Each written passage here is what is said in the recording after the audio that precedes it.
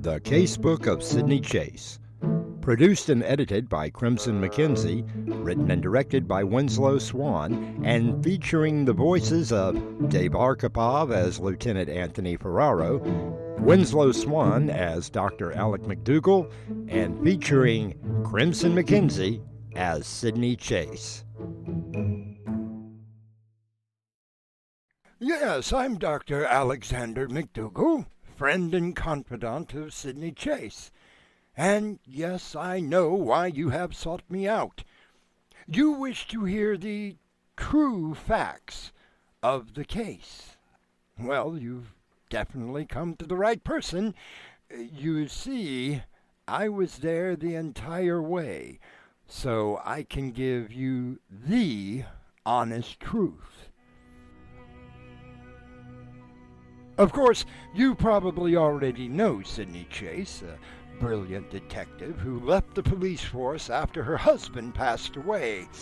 I was his doctor, you see, and became friends with the both of them. When she decided to enter the private sector, I told her that I thought it might actually do her a world of good.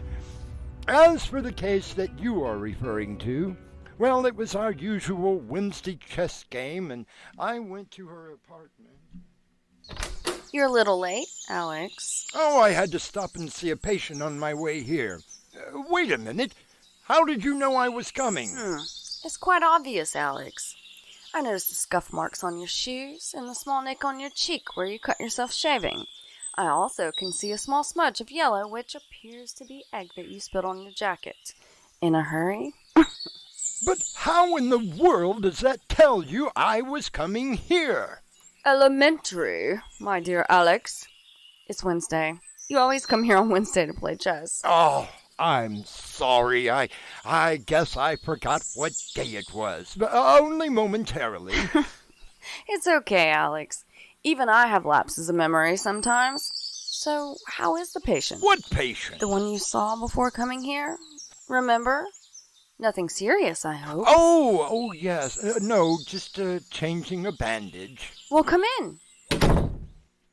Well, any interesting cases come up? You mean besides the lost dogs and purloined jewelry that fell behind a dresser and was eventually found? No, nothing yet. I'm beginning to wonder if I ever should have become a private detective. I'm sure that something will turn up that will pique your interest. Besides, you've only had your license for 3 months.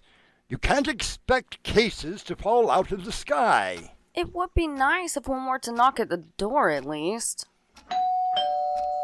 Would you get the door while I fix us something to drink? Your usual? Oh, yes, that's fine.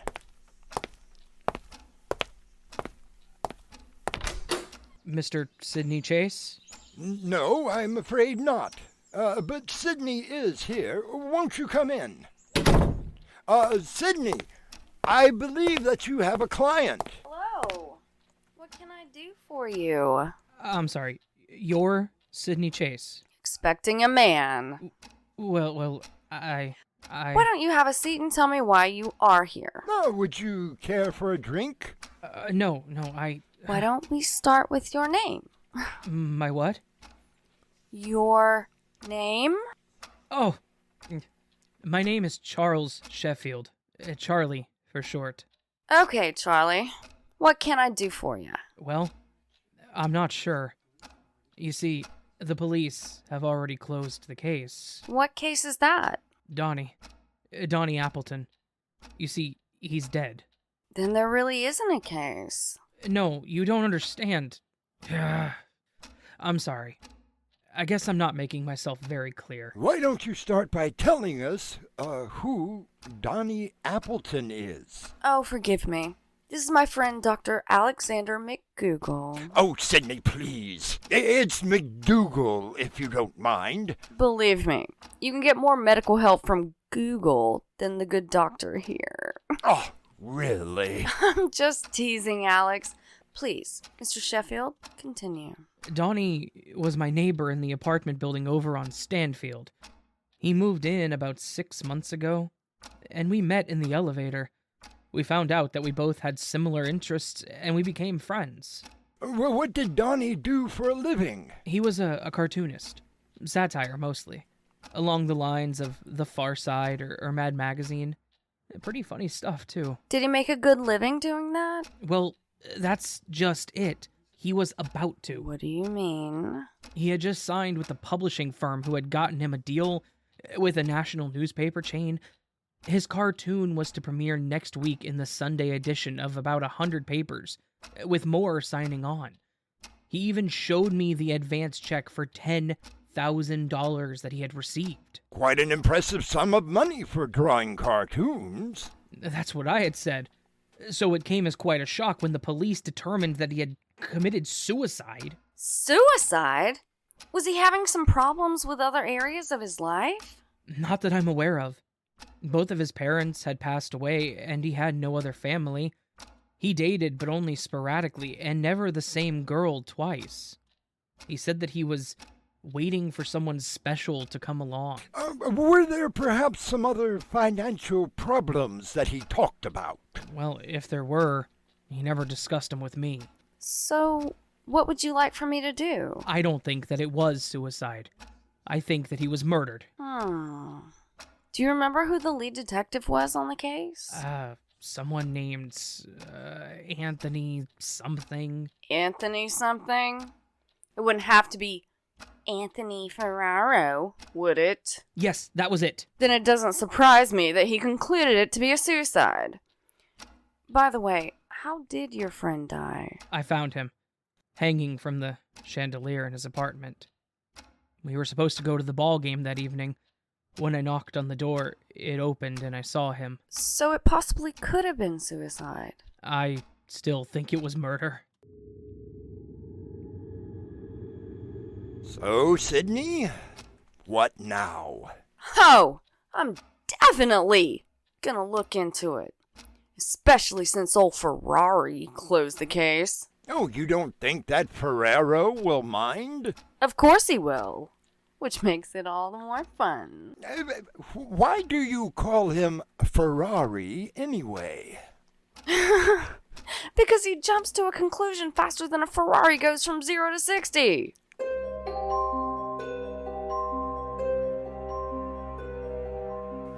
Hiya, Tony. Mind if I come in? Well. If it isn't the gumshoe, what brings you around? Wait, don't tell me. You have a case of homesickness, and you want your badge back. Not quite, Ferrari. That's Ferraro. Whatever. Look, Sydney, I know that we didn't exactly get along. Get along? Get along? You hated working with me. When the captain gave me the lead on the Mason homicide, you practically had kittens. Come on, Sydney. We solved the case, didn't we? After you had arrested the wrong man who had an airtight alibi. So I made a mistake. Sue me. The family almost did.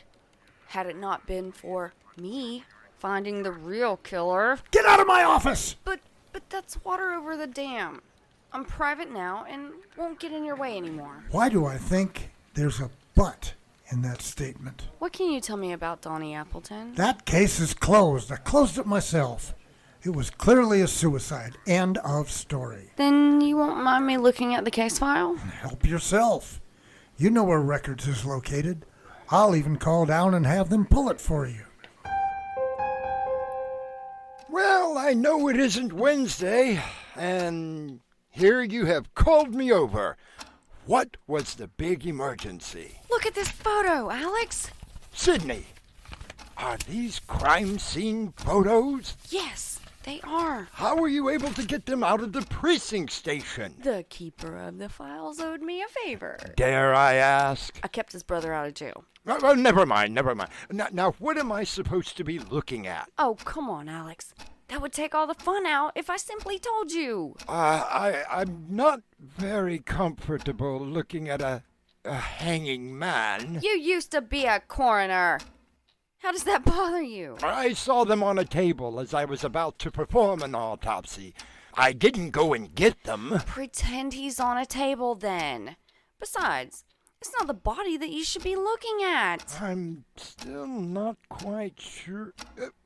Wait a minute. Do you see it now? I think so. Tell me what you see. Well, it's what I don't see that has me confused. Exactly! Have you talked to Ferraro about this? Not yet.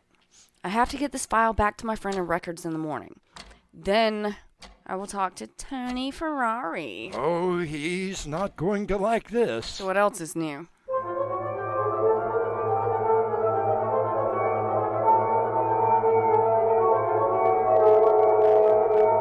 Well, Miss Chase, fancy seeing you again. Looking for the crown jewels? No, just a side of spotted dick. I believe I just found it. Yummy. All jokes aside, I have some rather distressing news for you. No, they didn't give you your badge back, did they? Worse. You're gonna have to reopen a case. The Donnie Appleton case, to be precise. I told you, Chase, that case was closed. Thought you told me to close my mouth. Ruled a suicide. I warned you that if you got in my way... If you had bothered to do just a little detective work, you would have seen that it is murder. Here, look at the crime scene photo. I've seen it. I was there. Look harder. I don't have to. Where's the chair? What chair? How do you think he got his neck in the rope? Usually when someone hangs themselves, they tend to use a chair or box to stand on. Where's the chair? He's just dangling from the rope, at least 3 foot above the floor. Did his ghost put the chair back at the table? Ooh, maybe the cleaning woman came in, completely ignored the dead body swaying by the chandelier, picked up the chair, put it back in place, and straightened up before she left. All right. You made your point. So what do you suggest I do about It's it? murder, Ferrari! Cold, calculated murder! Stop shouting. It's the only way to talk to you. Of course, the case is at least a week old, so there goes your suspects, if you even had any. Chase, get out of my office. I'll reopen the case, but you lay off. Well, Sydney, how are you planning to start your investigation? Well, I proved that it was murder. I talked with Charlie, and he gave me a very short list of names of people that may or may not have known Donnie. So... What sort of motive would someone have for killing him and making it look like a suicide? that, dear Alex, is the $1,000,000 question. With no family and no heirs to an estate, there really isn't a motive. Well, from what Charlie told us, he seemed to be a pretty easygoing man. You don't think that someone had it in for him, do you? For what purpose? I could understand if he had a partner in this cartoon business, but he didn't. Are we sure about that? Charlie couldn't have known everything about the man. He had just met him, 6 months ago. You're right about that. Maybe Charlie is the killer. Just doesn't make a whole lot of sense. Charlie would not have benefited from Donnie's death. That we know of. Besides, I checked on my client. He isn't hurting for money at all. He bought his apartment outright 3 years ago. His credit's good, and all of his bills are paid up. So what would have been his motive? Now, I suppose you're right. So where does that leave us? Right smack dab on square one and nothing.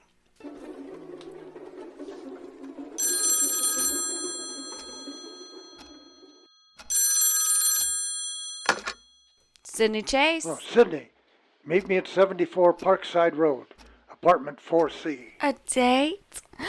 Why, Tony, are you sweet on me? Damn it, Sydney.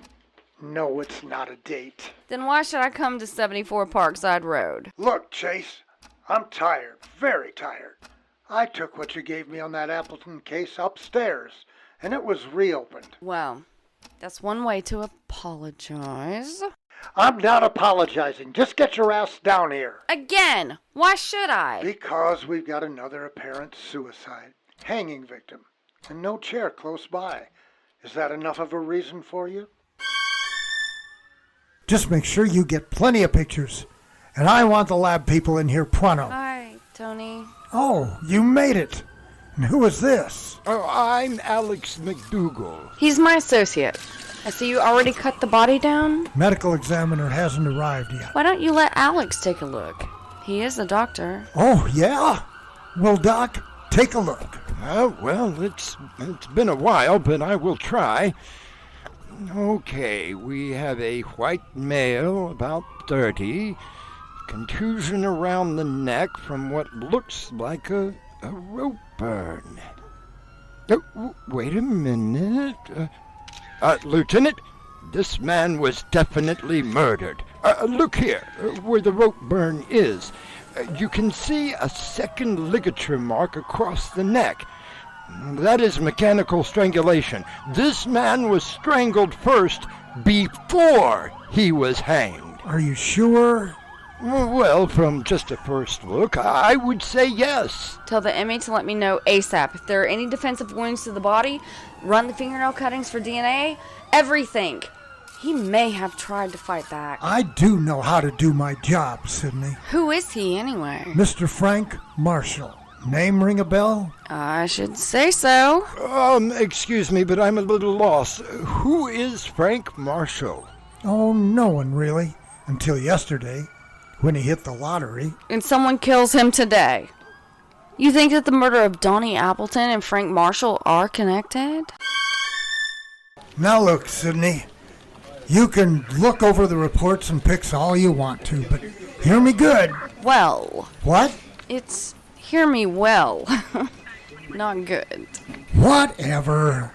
Just make sure you stay out of my way. Any connection with Appleton? No, they lived across town from each other, didn't have friends in the same circle. Both were about to receive a lot of money, and except for that fact, that was the only thing that they did have in common. Then that is bad for you, Tony. Why do you say that? It means that you just may have yourself a bona fide serial killer on your hands. Alex, do you make it a habit to be in my apartment when I'm not home? Only when I know that you need some help. Sidney, I'm your friend, as well as your doctor. You are letting this case get to you. I suppose you are right. When I was with the force, I made it a point to make sure that cases were closed every single time. I also made sure that the facts were all correct. And you did an admirable job. Not one case of yours was ever left unsolved. Now that is a remarkable record, and one that you should be proud of. I am proud of my work, Alex. Now that I'm a private detective, I don't feel like I'm making much of a difference. Maybe Ferrari is right. I should get back on the force. I'm not going to give you any sage advice, other than you should do what makes you happy. If I don't have to work with Ferrari again, that would make me happy. And you know that he will be wherever you are assigned. The very reason that I don't go back to the force. And now there's this case. 2 murders. Both with the same MO. And not a thread of evidence to tie anyone to the crime. Yes, and neither victim had enemies.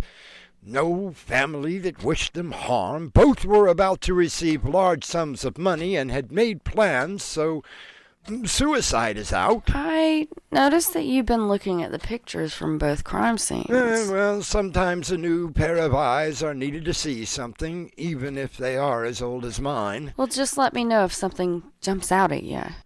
It amazes me, being a doctor, how frail the human body really is. It doesn't matter how healthy you live. It does not take much to destroy it. Even something as simple as too much caffeine can do it. Why do you say that? Oh, I was just being philosophical about the situation. No, I mean about the caffeine. Oh, that. Well, I was looking at the photos and noticed that cup of coffee in both of them. Where? Well, in the background on the table in the first one, and in the second one on that bookcase. Okay, so both victims enjoyed their coffee? Yes, but they are both from the same place. Brewmaster, over on 10th Street. How could you possibly know that? Oh, I have always wanted to say this, but elementary, my dear Sidney. The cups that they use are very unique. They're the only coffee shop that uses those horrid blue, green, and yellow motifs on their cups. One of my patients is always slurping one down on his visits. Let me see that. Okay, so they both drank the same coffee. Are we sure about that? Have you made any progress, Miss Chase? Well, Charlie, sort of. I do have a question for you. Of course, anything. Did your friend drink coffee? Every morning, we used to stop in at Brewmaster's. He would order his usual black coffee, and then dump about half a cup of sugar and cream into it. And that was every morning? Well, no. The morning that he received the check for his cartoon, we went and he ordered the most expensive coffee they had. I remember that it cost him over $30. Oh, must have been some coffee. Did you notice anything else about the coffee shop? The people that work there, the customers, anything at all? Well, it's a small place. Only 3 tables with a couple of chairs. I think that the couple that owns the place actually are the only workers. As for the customers, well, they're just ordinary people. Think hard. Back to the day he ordered that expensive coffee. Did anyone seem overly interested? Not that I... Wait a minute. Yes, now that you mention it, there was one guy. What did he look like? Oh, ordinary. Short hair, brown, I believe, wearing a t-shirt and jeans. Funny, though, he didn't have a computer. Why is that funny? Well, most people go there because of the free Wi-Fi. This guy, he only had a notebook and a pen. Oh, that's not so unusual. I still use a notebook and pen. Still, Alex, it's worth noting. Now that I think about it, that guy was in there almost every day. He always had headphones in, maybe listening to music and writing, perhaps. Maybe one of those artist people, but he didn't really look like one. Kinda gives me the creeps. Always looking up, staring, but when you looked back at him, he looked away. Always sitting at the same table. So what do you want me to do? Don't you find it remotely interesting that both victims went to the same coffee shop? And how do you know that? Look at the photos! See? Right there. Okay, so they both drank coffee. What does that prove? It's the only connection that they have with each other. Or don't you see that? It might interest you to know that I have been doing some work. Our second Vic did not drink coffee. What? If you don't believe me, go and talk to the couple that runs the coffee shop. They know practically all of their customers.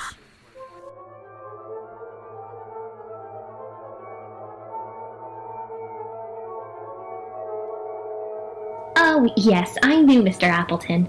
Always wanted a black coffee, until the day he came in celebrating. Did you know Frank Marshall? Talk about ironic. Hits the lottery, comes in and gets his usual tea, and then hangs himself. Well, that's still under investigation. I couldn't believe it. He seemed so happy. Wait, you mean he ordered tea and not coffee? That's what I'm telling you. How can you be so sure? Because we serve the tea in a different cup than our coffee orders. These cups. Bright orange with a giant letter B on the side? Alex, let me see those pictures again. Something new in the case? I'm not sure. Okay, both cups are the same in both pictures. Well, why is that unusual? Because Brewmaster serves tea in a different kind of cup. Well, so?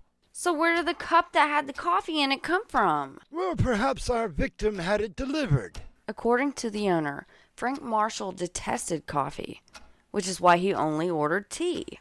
And then there is our mysterious man without the computer. I take it that you have an idea brewing in that head of yours. No, just a theory. Alex, how would you like to go get some coffee? Yes, sir. How may I help you? Oh, yes, I would like your very best. Something that not everyone would order. Oh, yes, sir. Oh, money is no object. Now, For your best, dear lady. My, you are in a good mood. Bit of good luck today? Ah, I found out that I have an inheritance. Really? Oh, yes, some distant uncle who passed away a couple of years ago and named me as an heir. The estate has gone through probate, and they are just now informing me about the fortune. A real fortune, sir? Oh, yes, I'll never have to work again.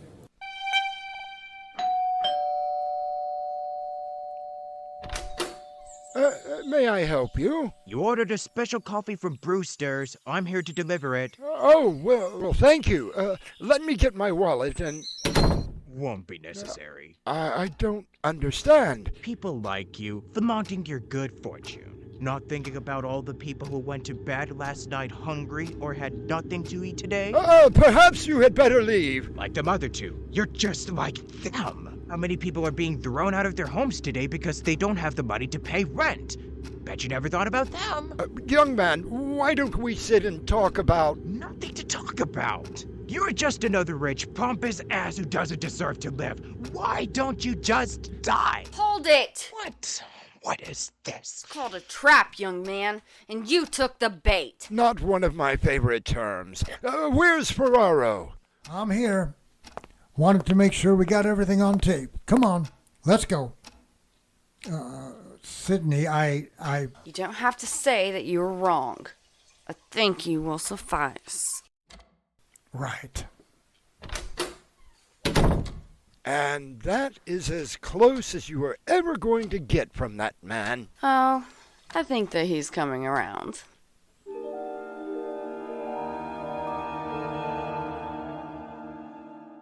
And that is the story. Of course, there was no mention in the papers or TV news about Sydney's hand in the capture of the killer. Philip Wilson was targeting people who were affluent. Like so many, he felt it was wrong that someone else had money while there were people who could have benefited more. When police found his notebook, he had almost 20 names and addresses of potential victims. It was lucky, I suppose, that he only succeeded with 2 of them. As for Sydney Chase, we still play our weekly game of chess. She still looks for lost dogs or jewelry, and in my professional estimation, she is actually comfortable with her chosen profession.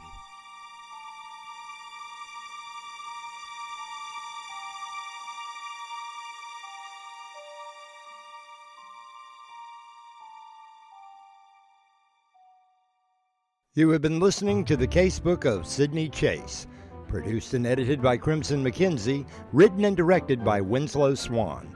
Tonight's episode, Suicide to Murder, featured Dave Arkipov, Raven Adams, Brinna Faith, and Robert Jackson, with Winslow Swan as Alex McDougal and starring Crimson McKenzie as Sydney Chase.